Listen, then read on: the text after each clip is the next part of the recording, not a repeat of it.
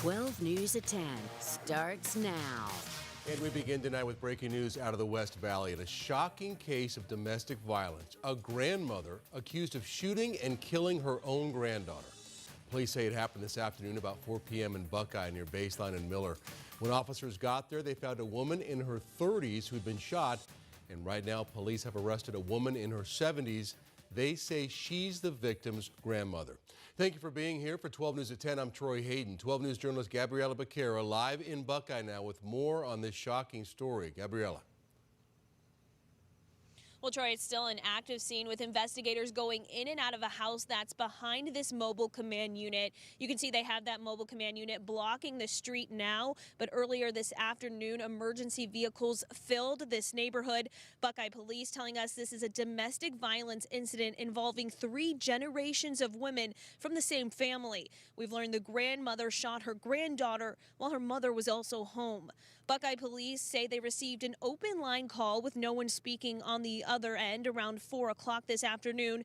And when officers showed up to the home, they were shouting commands for anyone inside to come out.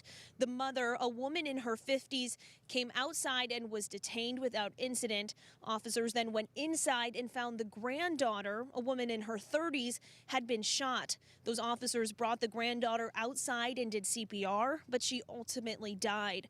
Officers then continued to search the home and found the grandmother, a woman in her 70s, and she had a gun nearby her. She was also detained without incident. It's very difficult to speculate at this time about what exactly led up to the shooting.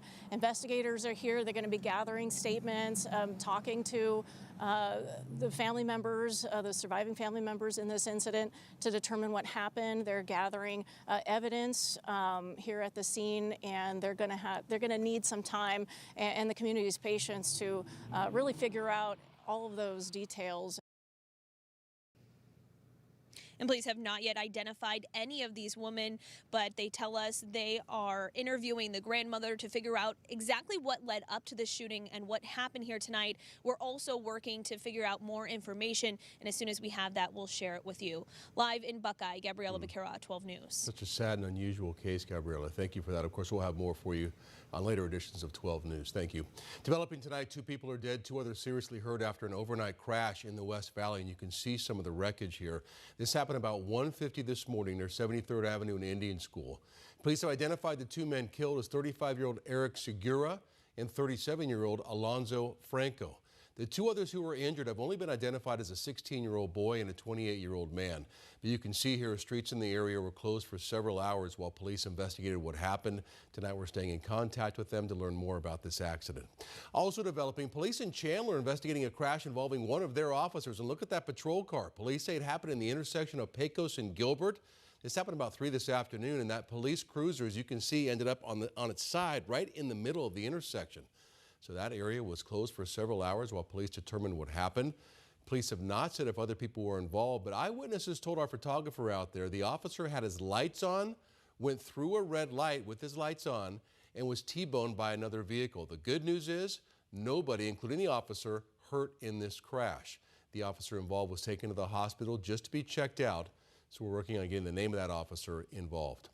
A man is in the hospital after being hit by a car in Phoenix. He was walking along the side of the road near Northern and 43rd Avenues. Police say this happened about 5:45 this morning. You can see where the man's body hit the front of that car. The driver involved in the crash did stay there at the scene, cooperating with police. The intersection reopened about 3 hours later. Police have not determined who was at fault, how this happened, and they have not released the names of those involved. We have new details tonight in a West Valley shooting that left a man injured. Police say this happened about 11:45 last night, I-10 and Saraval. When officers got there, they found one person had been shot. They were taken to the hospital in critical condition. Police have not said if they're looking for a suspect or how the man was shot, but we've got to call into Goodyear Police to learn more on this. On update now to a story we brought you last night as breaking news. Arizona State Senator Anthony Kern was involved in an out-of-state car crash. It happened in South Dakota. We've learned he's recovering in stable condition at a hospital in Rapid City. Senator Kern was visiting family when this crash happened. He was driving with a friend. Apparently, it was in a snowstorm yesterday morning when the car they were in hit some ice and spun out of control. A Senate spokesperson said the senator is, quote, pretty banged up. and that his family is asking for prayers and privacy while he recovers. Kern has been in the news because he's one of the 11 so-called fake electors who were indicted earlier this year on charges of trying to overturn the 2020 election. He's pled not guilty to all charges. He is set to leave office, though, in January. Wildfire tonight is burning in the Tonto National Forest. It's called the Horton Fire, and it's burned about 220 acres near Payson. Smoke is visible from State Route 260. The fire is burning near Horton Creek Trail and Horton Creek Canyon, which is about 3 miles northeast of the Tonto Creek Estates. So officials are asking people to stay away from trails in the area. It is a popular hiking area until further notice. You can see that fire burning on the floor of the forest there. The cause of the fire is still under investigation. You're gonna be okay, sir. You're gonna be okay. Babies are in here. Sir, we're gonna get you out, okay? I'm worried about you right now. Tonight, more on this rescue caught on camera. Casa Grande police officer using his bare hands to save a man trapped inside a house that was on fire. 12 News journalist Gabriela Becerra spoke earlier tonight with that fire survivor about what happened. Where are you, sir? Right here. Get this lock off this door. Cut it somehow. 355, the door's locked. I need something to break the lock. I started praying, and God was already at work. The smell of smoke woke Scott Farley last Friday as flames quickly engulfed his home. It just went so fast I couldn't do nothing. I couldn't even see behind me. There was that much smoke. Jumping out of bed with only his phone to call 911, Farley tells me he's blessed. Casa Grande police officer Samuel is the one who answered his call. Officer Samuel's body camera captured the heroic rescue. I don't want to go out this way. The officer beats down a padlocked door, then uses his bare hands to rip the door right off its hinges. All right, come on.